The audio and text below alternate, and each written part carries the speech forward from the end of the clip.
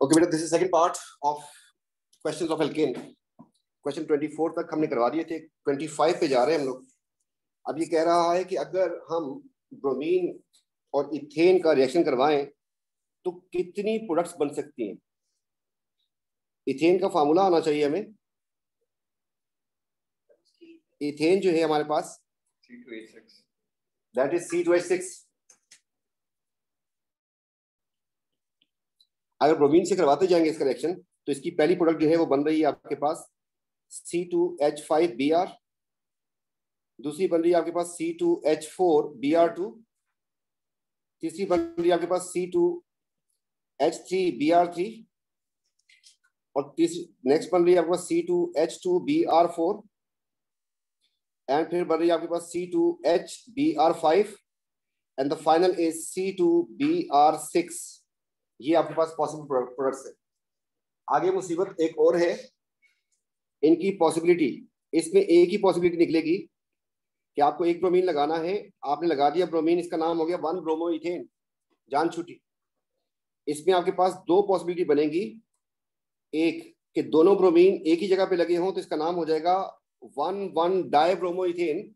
लेकिन इसमें दूसरी पॉसिबिलिटी भी है, वो ये कि एक ब्रोमीन इस पे लगा हो और एक उस पे लगा हो, इसका नाम हो जाएगा 1,2 डाई ब्रोमो। ये दो बन रही है इससे। इसी तरीके से यहां से भी दो बनेगी आपके पास, एक में तीनों ब्रोमीन हम एक ही कार्बन पे लगा दें तो इसका नाम हो जाएगा 1,1,1 ट्राई ब्रोमो इथेन। और दूसरी पॉसिबिलिटी इसकी बन जाएगी कि एक पे लगा दूं दो ब्रोमीन और एक पे लगा दूं एक ब्रोमीन, तो इस तरीके से इसका नाम हो जाएगा 1,1,2 ट्राई ब्रोमो। इसका नाम बन रहा है 1,1,1 ट्राई ब्रोमो, इसका नाम है 1,1,2 ट्राई ब्रोमो। इसके बाद जो है आगे बढ़ते हैं, अगर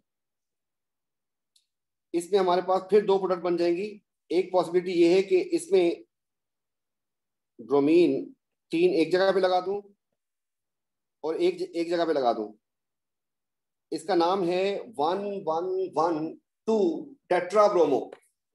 और इसकी दूसरी पॉसिबिलिटी बन जाएगी आपके पास, एक दो ब्रोमीन यहां लगा दूं और दो ब्रोमीन यहां पे लगा दूं, इसका नाम हो जाएगा 1,1,2,2।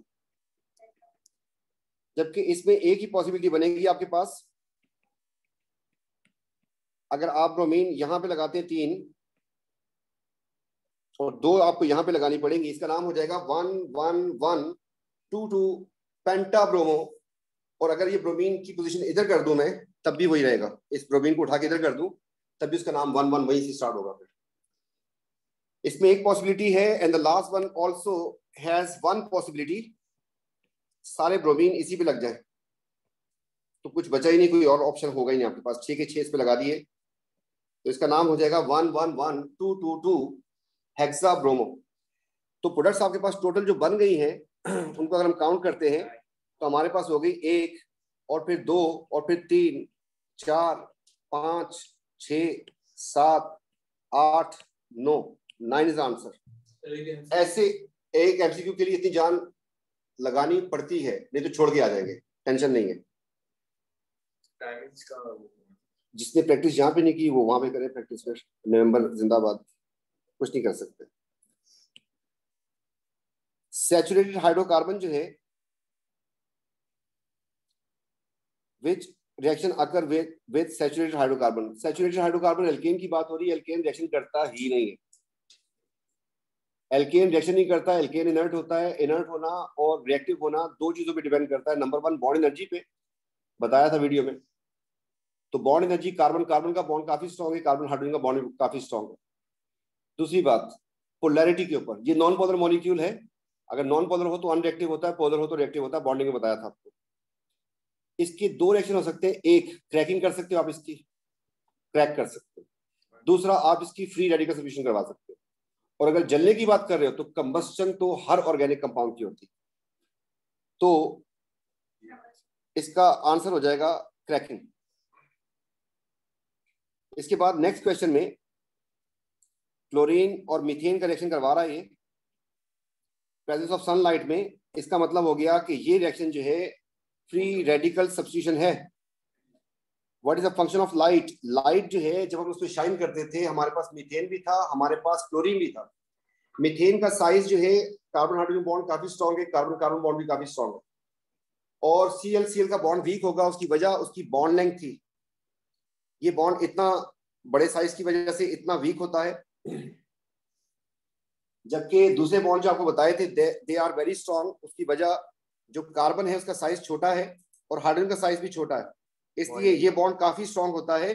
जब आप इसके ऊपर यूवी लाइट फेंकेंगे तो इसमें से वीक बॉन्ड टूटेगा, and weak bond is this one, आपके पास रेडिकल बन जाएगा इससे। तो यहां पर CCl का बॉन्ड टूटता है to break up chlorine molecule into atoms through, वही एटम्स जो है हमारे पास रेडिकल बन जाते हैं। आयंस वाइंस कोई नहीं बनते क्योंकि होमोलिटिक फिजन होती है, हेटेरोटिक फिजन में आयंस बनते हैं। Heat of the mixture no, तो यूवी लाइट आके आपके पहले CL बॉन्ड को तोड़ देती है, उससे आपके पास रेडिकल बन जाता है, बस उसके बाद रिएक्शन स्टार्ट हो जाता है। जरूरी नहीं कि सारे Cl के बॉन्ड टूटे, एक भी टूट गया, ये रिएक्शन चेन रिएक्शन है, खुद ब खुद स्टार्ट हो जाता है, फिर चलता रहता है। Ethane fluorine presence of sunlight, इसमें क्या क्या बन सकता है?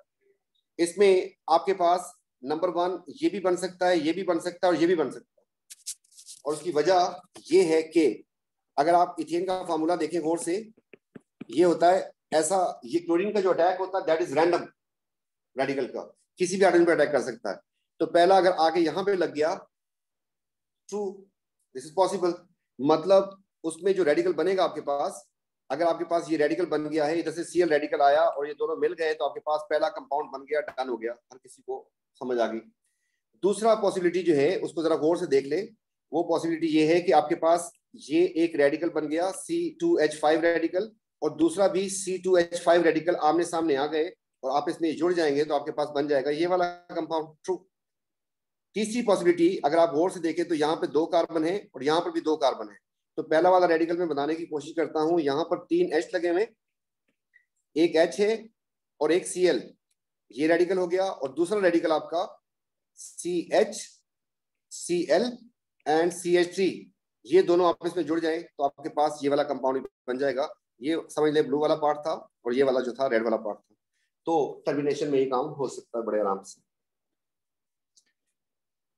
इस रिएक्शन के लिए जो कि आपके पास फ्री रेडिकल सब्स्टिट्यूशन है, ये कह रहा है कि वी कैन, जब इसको यूज करते हैं रेट ऑफ रिएक्शन इंक्रीज कर जाता है। रेट इंक्रीज कर रहा है किसकी वजह से? टेट्रामिथाइल लेड की वजह से। तो टेट्रामिथाइल लेड क्या करता होगा? फ्री रेडिकल में हमें क्या चीज चाहिए होती है? हमें चाहिए होते हैं रेडिकल्स। तो टेट्रामिथाइल लेड का मतलब हो गया कि लेड के साथ आपके पास 4 लगे हुए CH3 and CH3 and CH3, इसको बोलेंगे टेट्रामिथाइल लेड। तो it's a source of methyl radical. तो ये बात सही लग रही है, क्वेश्चन मार्क कर देते हैं इसको। पॉजिटिव वाले से कोई लेना देना नहीं हमारा। It react with chloromethane, prevent equilibrium. Prevent equilibrium, equilibrium तो होती ही नहीं है इसमें। Metal ion behave as a catalyse this reaction. Metal ion truly करते हैं, but they are transition metal ions. Lead belong to group 4 which is not a transition metal. Source of methyl radical will be the answer, क्योंकि radical से ही reaction होता है। Radical बन गया तो ये काम आसान हो जाएगा। यहां से ये CH3 रेडिकल बन गया, ये क्लोरीन को खुद तोड़ लेगा। Which reaction occur when ethane chlorine mix diffuse sunlight? तो इसमें फ्री रेडिकल सब्स्टिट्यूशन होती है। सब सही लिखा है इसने, तो फ्री रेडिकल सब्स्टिट्यूशन इसमें भी आ रहा है, फ्री रेडिकल सब्स्टिट्यूशन इसमें भी आ रहा है, इसमें भी आ रहा है, इसमें भी सॉरी न्यूक्लियोफिल काट देंगे। इसके बाद नो गैस गिवन, आप बकवास कर रहा है। इसमें आपके पास HCl गैस निकलती है, आपके पास क्लोरोमीथेन निकलती है, ये वाली बात गलत होगी, काट देते हैं इसको। हाइड्रोजन क्लोराइड ठीक ठाक अमाउंट में निकलता है, ट्रू। हाइड्रोजन गैस नहीं बनती ट्रेस लेवल पे भी, दैट वाज अ प्रूफ कि हाइड्रोजन रेडिकल नहीं बनता उसमें। आपको बताया था कि the product will be assess, sorry the radicals will be assess कि कौन कौन से बनते हैं उसमें, वो फाइनल प्रोडक्ट से पता चलते हैं। अगर आपके पास हाइड्रोजन रेडिकल बना होता तो फिर ये चांसेस थे कि हाइड्रोजन हाइड्रोजन मिलके हाइड्रोजन गैस भी बनी होती। तो प्रोडक्ट में आपके पास हाइड्रोजन गैस होती ही नहीं है, वो इस बात की इंडिकेशन है कि हाइड्रोजन रेडिकल नहीं बनता किसी भी जगह में। हाइड्रोजन का हाल वहां पर जो मैंने आपको समझाने की कोशिश की, पूरा लिख के रिएक्शन नहीं दिए मैंने, बल्कि आपको वीडियो में पूरा समझाया, रेडिकल को लेके गया उसके पास, उसको तोड़ा, सब कुछ करके दिखाया ताकि आपके ज़हन में क्लियर पिक्चर आ जाए। अगर मैं रिएक्शन लिख के देता तो कुछ समझ नहीं आता। ये हकीकत बता रहा हूँ इस मैकेनिज्म को समझाने के लिए, जिस तरीके से आपसे क्वेश्चन पूछे जाते हैं। तो हाइड्रोजन का हाल फुटबॉल जैसा होता है, कभी किसी के पाँव में कभी किसी के पाँव में, वो अकेली घूम ही नहीं सकती बेचारी। वो अगर कार्बन के साथ लगी हुई है तो उसको आके सीएल उड़ा के ले जाता, ठीक है, या तो कार्बन के पास है या उसको सीएल उड़ा के ले जाएगा, अकेली बेचारी नहीं घूम सकती। तो हाइड्रोजन रेडिकल नहीं बनता इस केस में। यहां पर इस रिएक्शन में स्टेज 2 में बोला क्या हुआ, देखते हैं स्टेज 2 में क्या हुआ। हम पहले फर्क ढूंढते हैं क्या फर्क आ रहा है इसमें। ये CF अपनी जगह पे है, कुछ नहीं हुआ इसको, जबकि फर्क हमें नजर आ रहा है कि यहाँ पर जो 2 H थे उनमें से एक आपके पास Br आ गया, एक H हट गया, Br आ गया। अब कार्बन के साथ लगा हुआ हाइड्रोजन फ्री रेडिकल के अलावा हटता ही नहीं, कंफर्म है ये बात।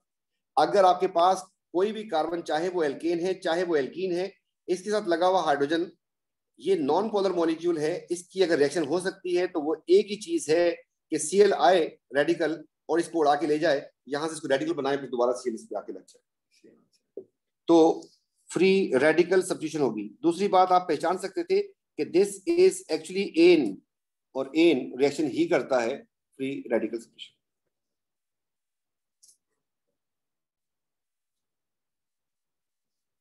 कहता है जब मीथेन को यूज करते हैं, मीथेन का फार्मूला ये होता है, उससे बन जाता है मिथाइल रेडिकल, अच्छी बात हो गई। और जब ये दोनों मिल जाते हैं तो इससे ये बन जाता है, मतलब ऐसा ही जब दूसरा इसके साथ मिल जाएगा रेडिकल तो ये दोनों आपस में मिलकर बना देंगे C2H6, ये अच्छी बात हो गई। अब वो कह रहा है कि अगर मैं प्रोपेन को यूज करूं, प्रोपेन का फार्मूला होता है ये वाला, इस पे जब क्लोरीन अटैक करेगा तो रैंडम अटैक होगा, किसी भी हाइड्रोजन को उड़ा सकता है वो, ये रेडिकल कहीं से ही बन सकता है। तो इसमें क्या पॉसिबिलिटीज हो सकती हैं, तो अगर आपको पहले मैं बताऊं कि ये प्रोपेन 3 एटम्स हैं, ये भी 3 एटम्स हैं, तो ये सही है। इसमें इस तरीके से आप 3 एटम देखें, ये भी 3 एटम जुड़ सकते हैं, ये भी सही है। इसमें अगर आप 3 एटम निकालते हैं तो फिर ये 2 एटम बन जाते हैं। ऐसा ना करें, किसी और तरीके से कर लें तो आपके पास ये 4 एटम्स आ जाएंगे और 2 एटम्स आ जाएंगे। ऐसा ना करें तो आपके पास ये अलग है, ये अलग है और ये अलग है, तो प्रोपेन से छोटे तो नहीं होते, बड़े हो सकते हैं। मीथेन से इथेन बन गया, रेडिकल रेडिकल मिल सकते हैं, ऐसा नहीं उसमें कार्बन चेन टूट जाए। हमने बड़ा होना तो देखा, छोटा नहीं होता क्रैकिंग उसमें, फ्री रेडिकल सब्स्टिट्यूशन में। अब ये दोनों ऊपर बने हैं, ये जरा समझा दूं आपको कि क्यों कैसे बन गए, तो इसको देख लेते हैं कि कैसे बने ये। और तीसरा वाला नहीं बनना था। एक पॉसिबिलिटी ये है कि ये प्रोपेन का फार्मूला होता है आपके पास CCC, एंड ये इतना प्यारा सा फार्मूला, आप इसको ऐसे बना दें और इसको इधर से रेडिकल बना दें, और दूसरा वाला जो रेडिकल है वो आपके पास लेट से यहां से बन गया, तो फिर ये रेडिकल रेडिकल जुड़ जाएंगे आपस में। क्या ये बॉन्ड बन सकता है इनके दरमियान? जब ये बॉन्ड बनाना होगा तो इसका मतलब मैं इसको जरा सेट कर दूं, this thing can be written as, इस रेडिकल को इसके पास लेके आ गया, इसके साथ क्या लगा हुआ है CH3, और इधर से भी CH3, ये H है, इसी मॉलिक्यूल को मैंने ऐसे करके लिख दिया क्योंकि रेडिकल वाली जगह से इसने जुड़ना था। और आपके पास दूसरा आ गया, आपके पास ये, और अगर ये दोनों जुड़ जाएं तो क्या ये बात समझ आ रही है आपको, ये पहला वाला बन जाएगा। Is this clear? ये जो हाइड्रोजन मैंने यहाँ पे लिखा हुआ है, ये हाइड्रोजन इसके साथ लिख दें, CH बन जाएगा। तो this is the same molecule, same particle जो उधर आपके सामने बना हुआ है। तो इसलिए मैंने कहा कि 3 का टुकड़ा और 3 का टुकड़ा जो मैंने यहाँ पे मार्क किया था। दूसरी पॉसिबिलिटी कैसे बन सकती है, आपके पास ये जो हमने बनाया था एक रेडिकल जिसमें CH3 था और यहाँ पर भी CH3 था, ये हो गया, और दूसरा वाला भी ऐसा ही हो जाए रेडिकल कि C एंड C, और उसके बाद CH3 यहाँ पर, CH3 यहाँ पर, और CH, और ये भी रेडिकल। तो ये अगर आपस में जुड़ जाए यहाँ से, तो ये पॉसिबिलिटी बन रही है कि 3 का टुकड़ा और 3 का टुकड़ा, यहाँ पर भी देखें तो आपके पास 3 और 3 का फ्रेगमेंट आ रहा है। तो ये भी ठीक हो गया, ये भी ठीक हो गया। इस वाले फ्रेगमेंट के लिए आप कुछ भी नहीं कर सकते। अगर आप मीथेन प्रोपेन से बात करते हैं तो ये रेडिकल तो मैं बना दूं अगर बनाने को, और यहां से इसको मैंने रेडिकल बना दिया, तो अगला रेडिकल तो इसमें दूसरा तो इथेन का आ रहा है या मीथेन का आ रहा है, तो वो प्रोपेन से कैसे जनरेट हो गया। तो ये जो चीज है 3-3 का टुकड़ा नहीं बन रहा, तो इसलिए हम काट देंगे। नेक्स्ट टाइम जब इसको करेंगे तो हमने देखना है कि फ्रेगमेंट कितने कितने के होंगे। अगर 3 है तो 3 का कोई कॉम्बिनेशन बनेगा, मल्टीपल होगा उसका, 2 भी हो सकते हैं 3 भी हो सकते। इस तरीके से इथेन होगा तो 2-2 के कॉम्बिनेशन चल रहे होंगे। Which equation represent the valid propagation step? Propagation में होता क्या था, प्रोपेगेशन में जो रेडिकल था वो हो जाता था स्टेबल, और रेडिकल रिएक्शन करता था स्टेबल मॉलिक्यूल से और उसको बना देता था रेडिकल। ये आपके पास इसका प्रोपेगेशन का स्टेप होता था, इसमें ये काम हो रहे होते थे आपके पास। अब हाइड्रोजन रेडिकल होता ही नहीं है, तो आपको कितना जिंदगी में सुकून दे दिया कि ये भी गया और ये भी गया। हाइड्रोजन रेडिकल होता ही नहीं है इस पूरे केस में, तो हमने दो काट दिए ऑप्शन। अब रेडिकल स्टेबल मॉलिक्यूल से टकराएगा, ये रेडिकल रेडिकल दोनों मिल रहे हैं, ये टर्मिनेशन है। जो दो मैंने काटे हैं ये कुछ भी नहीं है, ऐसा होता ही नहीं है रिएक्शन, हाइड्रोजन रेडिकल की वजह से काट दिया इसको मैंने। And this is a radical which become stable, and वो जो स्टेबल था उसको बना दिया उसने रेडिकल। रेडिकल की पहचान ये थी कि उसकी एक वैलेंसी शॉर्ट होती है, और स्टेबल मॉलिक्यूल की पहचान थी कि उसमें वैलेंसीज पूरी होती है। C2H6 है, अगर 6 वैलेंसियां पूरी हैं तो स्टेबल मॉलिक्यूल है, एक वैलेंसी शॉर्ट कर दे तो रेडिकल हो जाएगा। और आपको बहुत सारे बना के दिखाए थे, तो आपको तो मसला उसमें नहीं होना चाहिए। The next one, chlorine ozone layer को डिस्ट्रॉय करता है, क्लोरीन रेडिकल। बात है। Which statement about the free radical is correct? It is formed by heterolytic fission. Radical homolytic fission से बनता है, हेट्रो से तो इलेक्ट्रोफाइल एंड न्यूक्लियोफाइल बनते हैं। हमने आपको मैकेनिज्म में पढ़ाया, वो वीडियो देख सकते हैं आप लोग। It has an unpaired electron, yes, odd number of electron, single unpaired electron, yes, odd number of electron कहते हैं रेडिकल जिसके पास ऑड नंबर होता है। अभी तक हम इसके ऊपर डॉट जो लगा रहे हैं, इसका मतलब ये ऑड नंबर इलेक्ट्रॉन है जिसके ऊपर डॉट लगाया जाता है। It has the same electron arrangement as chlorine atom. तो क्लोरीन रेडिकल की बात कर रहा है, तो ये बात सही है कि क्लोरीन रेडिकल हो या क्लोरीन एटम उसके साथ ही इलेक्ट्रॉन्स हो, हम इसको इसकी वजह से रेडिकल कह रहे थे। तो सेकंड एंड थर्ड स्टेटमेंट ठीक हो गई, पहली वाली बात गलत होगी, हेटेरोलिटिक फिजन नहीं होती। इसके बाद हमारे पास क्वेश्चन नंबर 35 आ गया। 35 में हम जरा देखते हैं कि इससे पहले आपको एक क्वेश्चन का बैकग्राउंड देना है, उसके बाद जो हम इस पे वापस आते हैं।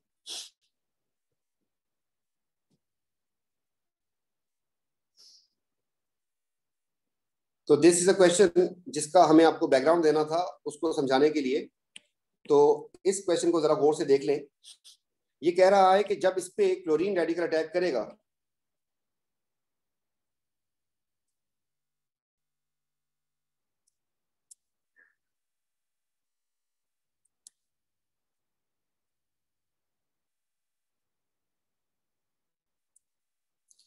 जब इसके ऊपर क्लोरीन रेडिकल अटैक करेगा तो क्या आपकी मर्जी से करेगा या खुद ब खुद रैंडम होगा? रैंडम होगा, हमें नहीं पता कहां जाके लगेगा, लेकिन लग जाएगा। और वो कह रहा है कि उससे रेडिकल बन गया, मतलब किसी एक जगह पे अटैक हो गया, वहां से उसने Cl ने उसका H उड़ा दिया, एक ये रहा OH। तो कहीं से भी रेडिकल बन सकता है।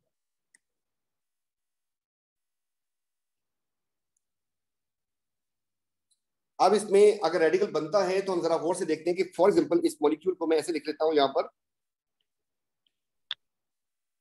4 कार्बन है, यहां पर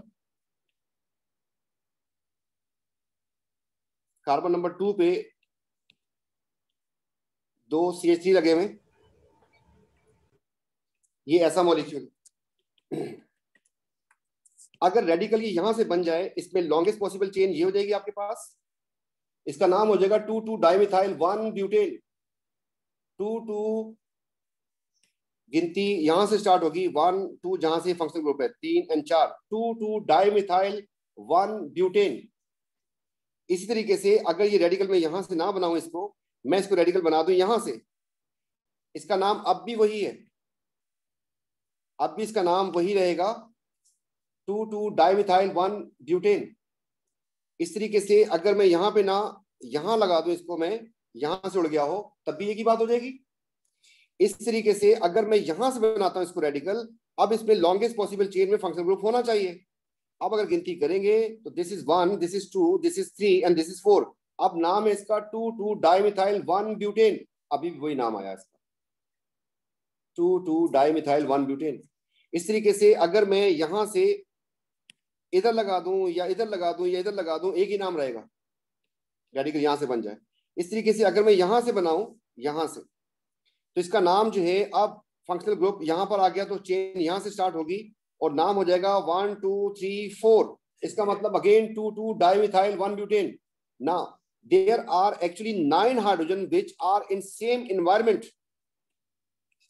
इनमें से आपके पास कहीं से भी चला जाए इलेक्ट्रॉन, कहीं से भी रेडिकल बन जाए, एक ही बात होगी। Is this clear? तो हमारे पास 9 पॉसिबिलिटीज बन रही हैं। इसकी बन रही है हमारे पास कितनी? 9 पॉसिबिलिटीज बन रही हैं कि आपके पास 2 डाइमिथाइल 1 रेडिकल 1 ब्यूटेन वाला बन जाए। अब आते हैं सेकंड वाले पे। अगर ये रेडिकल बन गया यहां से, इसका नाम हो जाएगा, गिनती करेंगे उस तरह से जहां पे फंक्शनल ग्रुप पहले आ रहा है, तो 1 and 2 and 3 and 4, इसका नाम हो जाएगा 3 डाइमिथाइल 2 ब्यूटेन। इस बेस के ऊपर अगर यहां से आप ना बनाएं, इसको नीचे लगा दें, तब भी वही रहेगा।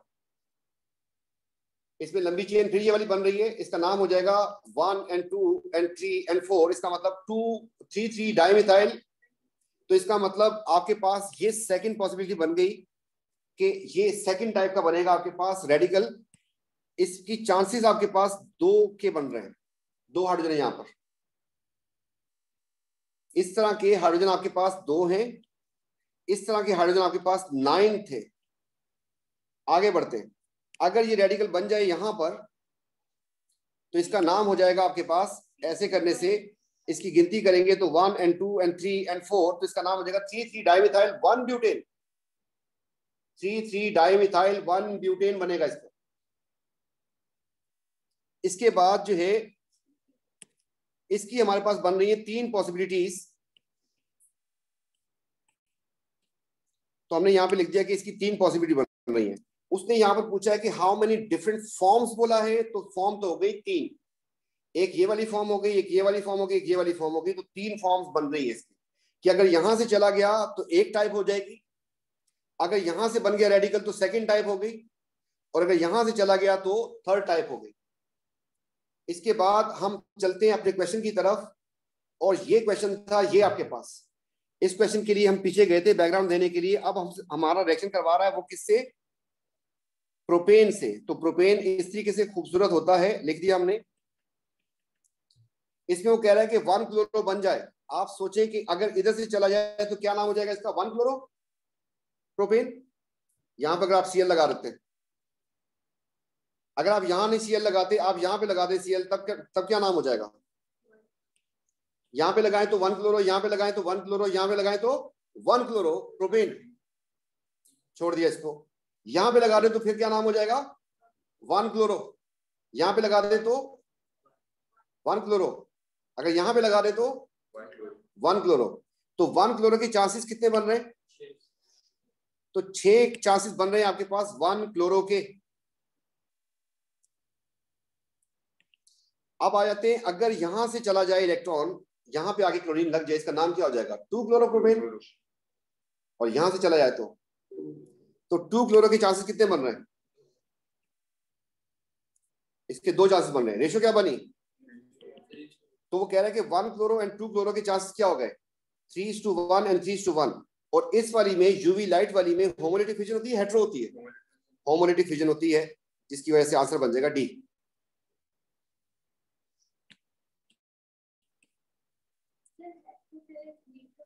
इलेक्ट्रोफाइल न्यूक्लियोफाइल बनते हैं। कंबस्शन एनालिसिस में ही पढ़ा दिया था मैंने। अगर इसको जला दिया जाए तो जला रहे, फिर कार्बन का ऑक्साइड कार्बन डाइऑक्साइड होता है, और हाइड्रोजन का ऑक्साइड वाटर होता है, और सल्फर का ऑक्साइड आपको बता दिया था, दैट इज SO2। इसमें कार्बन मोनोऑक्साइड की वजह से काट दिया इसको मैंने, इसमें H2S की वजह से काट दिया मैंने इसको, और आखिरी वाले में SO3 की वजह से काट दिया। तो SO2 बनेगा, H2O बनेगा, और ये रिस्पेक्टिव ऑक्साइड्स बनते हैं। इसके बाद ये कह रहा है कि CnH2n+2 एक एल्केन है, उसको जब क्रैक किया तो 2 हाइड्रोकार्बन बने।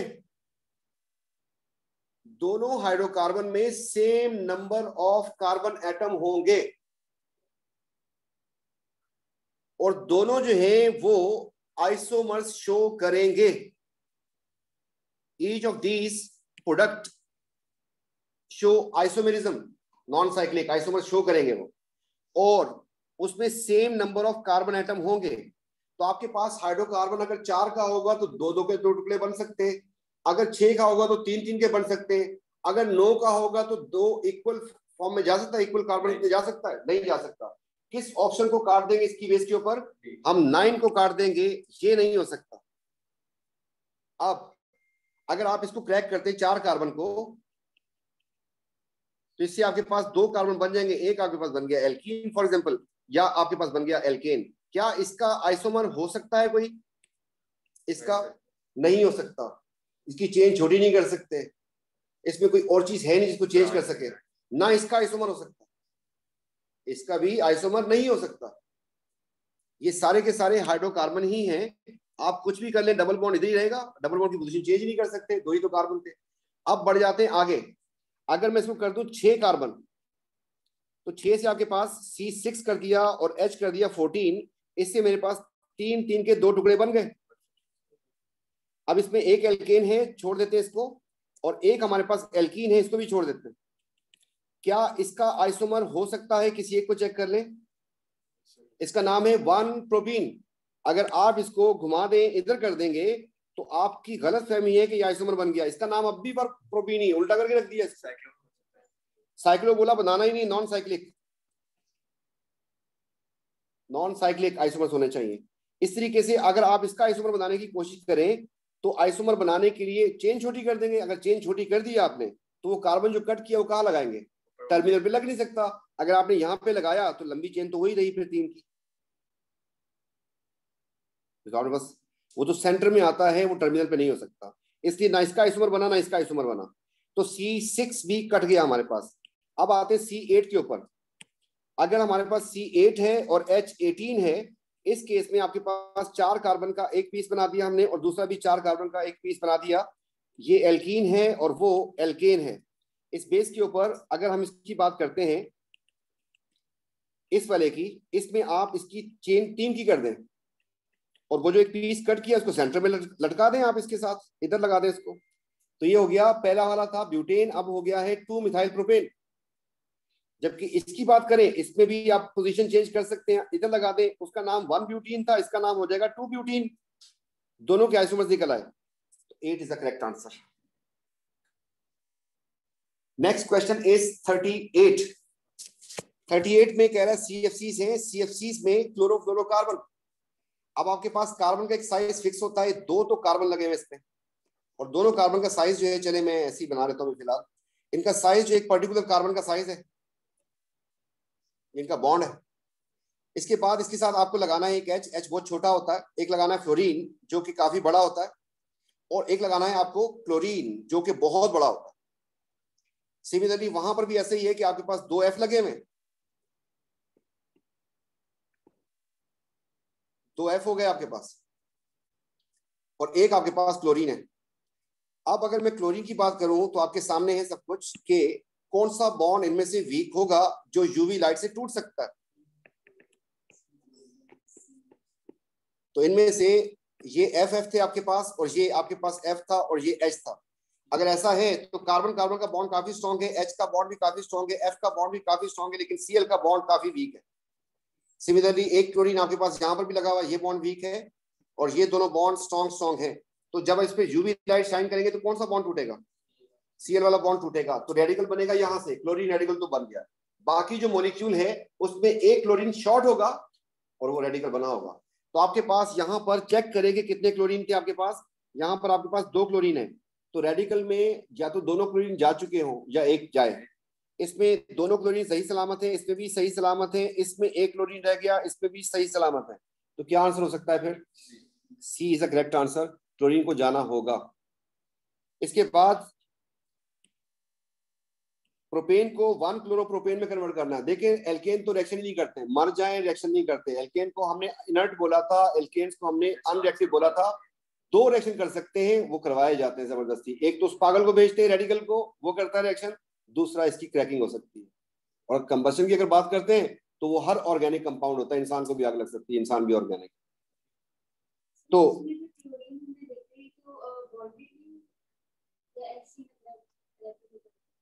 इस वाले में बॉन्डेड था, वो कह रहा है कि free radical is most likely to result from this, इसमें से रेडिकल बनेगा। इसमें जब रेडिकल बनेगा तो कौन सा एटम टूटेगा जो रेडिकल बनेगा? Cl वाला। तो Cl इसमें दो थे आपके पास, उन्हीं को टूटना चाहिए था, या तो दोनों टूट जाते या एक टूट, या तो दोनों टूट जाते तब रेडिकल था। अगर आपके पास यहां पर दो थे तो इसमें भी दो ही है, क्लोरीन तो कटा ही नहीं, क्लोरीन को जाना चाहिए इफ दे वांट रेडिकल। हाँ, दो जाए एक जाए, कम होना चाहिए उसका नंबर। इस तरीके से प्रोपेन से अगर रिएक्शन करवाना चाहते हैं आपको, एक ही कंडीशन है, that is UV light and chlorine, बस इसके अलावा कोई और ऑप्शन नहीं है। बाकी सब हमने कुछ पढ़ाया नहीं है भी नहीं।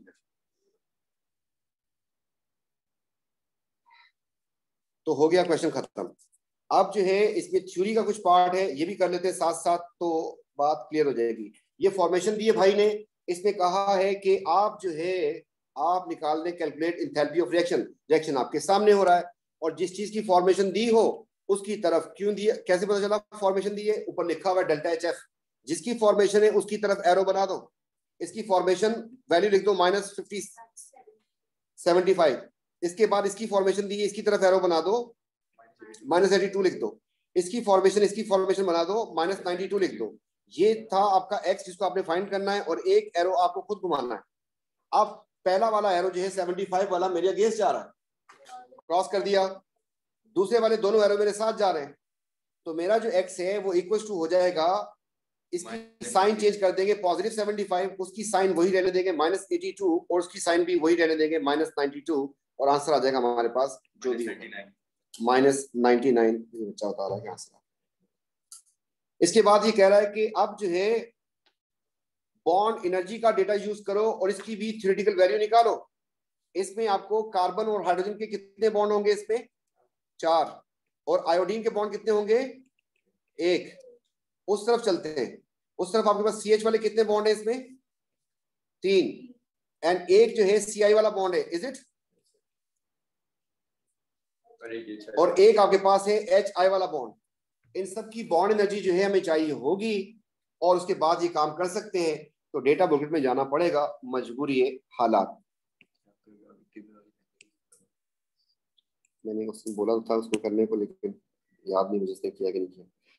तो बॉन्ड एनर्जी मिलती है आपको IE के बाद, तो मुझे अब एग्जैक्टली नहीं याद, CH4 था, तो अब जो है CH4, ये तो सेम एटम है, डिफरेंट एटम्स पे आते हैं। CH की बॉन्ड एनर्जी हमें मिल गई, कितनी है? CH को मैंने लिख दिया यहाँ पे 410। फिर था हमारे पास I2, I सबर कर जाओ, I की 151 है, ये सही है। तो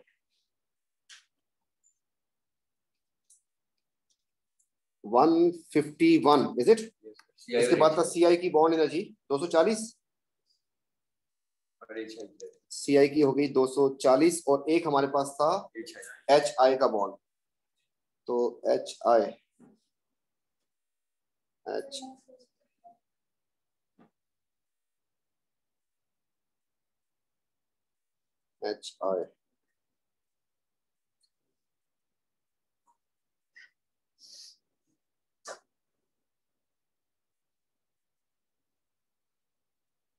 नहीं नजर आ रहा इसमें जी। 299 तो ये बॉन्ड एनर्जी हमने उठा ली यहां से।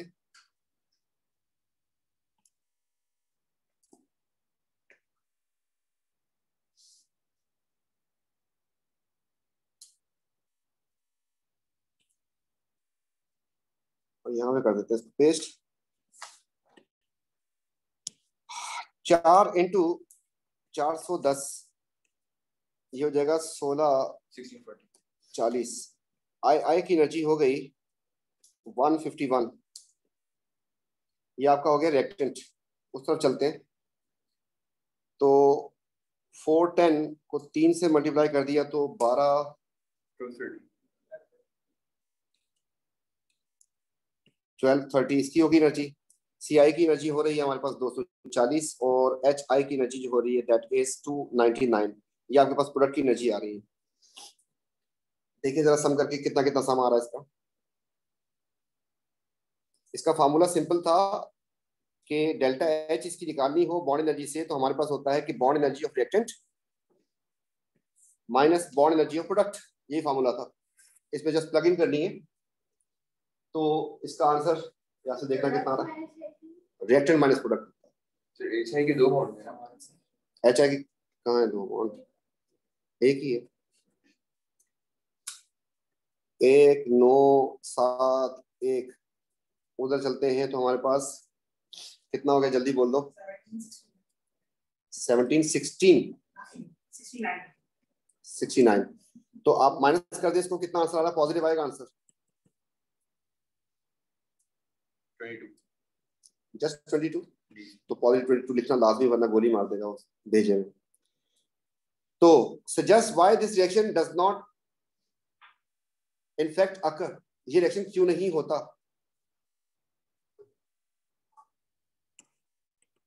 ये जीटी है, बहुत सारे एंडोथर्मिक रिएक्शन हो भी जाते हैं, ये क्यों नहीं हो रहा।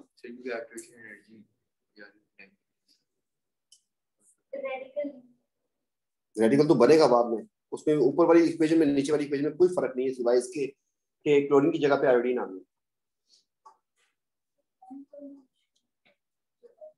यहाँ पे दो बातें, जीटी का क्वेश्चन है, यहाँ पे दो बातें लिख सकते हैं कि नॉर्मली लिख रहा हूँ, जान छुड़ा रहा हूँ, normally exo or spontaneous. And दूसरी जो काम की बात है वो ये है कि iodine is solid at RTP, जबकि क्लोरीन गैस होती है, उसकी इफेक्टिव क्लोरीन ज्यादा होती है, या फ्री रेडिकल में गैस होना जरूरी है, while क्लोरीन इज गैस। दोनों गैस होना जरूरी है फ्री रेडिकल के लिए। इसलिए प्लास्टिक के साथ हम, क्योंकि वो सॉलिड होते हैं, फ्री रेडिकल सॉल्यूशन नहीं करवा सकते, वरना तो काम हो जाता, प्लास्टिक को बायोडिग्रेड कर देते। इसके बाद जो है, अगर आपके पास ये मैकेनिज्म आएगा तो 5 मार्क का मैकेनिज्म होगा, 5 मार्क का मैकेनिज्म होगा, और 60 मार्क का पेपर। आप लोग बोलेंगे सर 5 मार्क पे अटक जाते हैं, तो 60 मार्क का पेपर है, पूरे साल एक तरफ और वो 1 घंटा एक तरफ जिसमें आपने पेपर देना। उसमें 5 मार्क अगर किसी आ जाते हैं और आप छोड़ के आते हैं तो आपका अपना कमाल है, और कुछ नहीं हो सकता, दुनिया में कोई बंदा नहीं छोड़ेगा उसको। हर टीचर प्रैक्टिस करवा रहा होता है, हर चीज करवा रहे होते हैं, तो आप ये सोचे कि उसमें कोई जीटी बन जाएगा, कुछ नहीं हो सकता।